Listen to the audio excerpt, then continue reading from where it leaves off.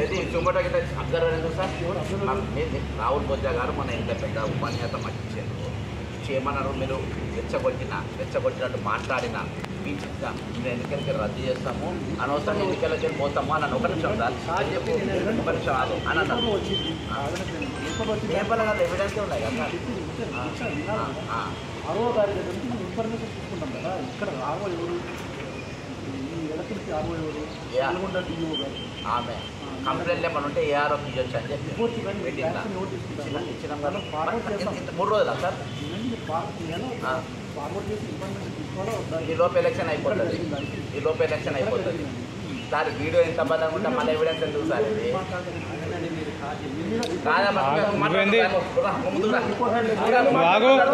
నువ్వెందుకు మాట్లాడుతున్నావు బ్రదర్? ఆగు, నీకెందుకు? నువ్వు అన్నాడు, నువ్వు ఏమన్నా కలెక్టర్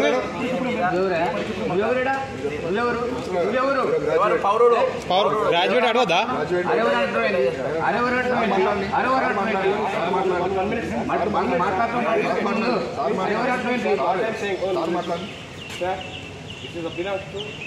ఖమ్మం, వరంగల్, నల్గొండ ఆ జ్యూరిడిక్షన్లో అక్కడ జరిగినా కూడా మీరు have right to take action. ఏం సార్? ఉమ్మడి వరంగల్, ఖమ్మం, నల్గొండ ఇచ్చిన ఎవిడెన్స్ ఇచ్చిన యాక్చువల్ మన కంప్లైంట్ ఇచ్చే అవసరం లేదన్న. అబ్జర్వర్ డ్యూటీ ఏంటంటే ఇట్లా మాట్లాడినప్పుడు వాళ్ళు కేసు ఫైల్ చేసి వాళ్ళ డ్యూటీ వాళ్ళు చేస్తలేరు. వాళ్ళ డ్యూటీ వాళ్ళు చేస్తలేరు.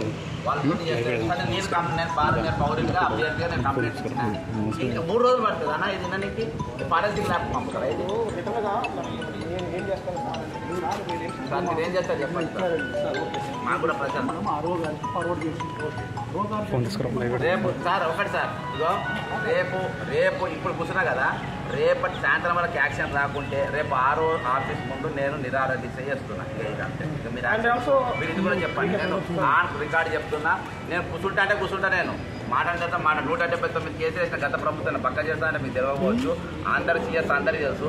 రేపు పొద్దుగాల 11 గంటలకు పక్క చేస్తాను. కలెక్టర్ RO ఆఫీస్ ముందు రేపు దీక్ష కూర్చుంటారు. అక్కడ కూడా యాక్షన్ తీసుకోకుండా మీ మీద కూడా నేను కొట్టుకుంటాను.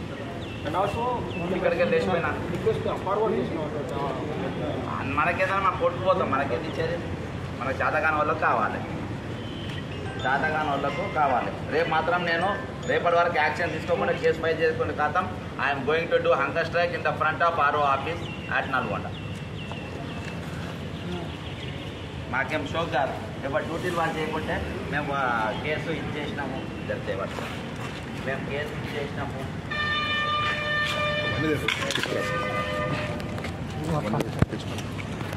ఇది నేను లేచిపోయిన అయిపోయిందని కాదు. రేపు నల్గొండ రచ్చ చేస్తే ఎల్లుండి ఇంకా ఘోరంగా ఉంటుంది.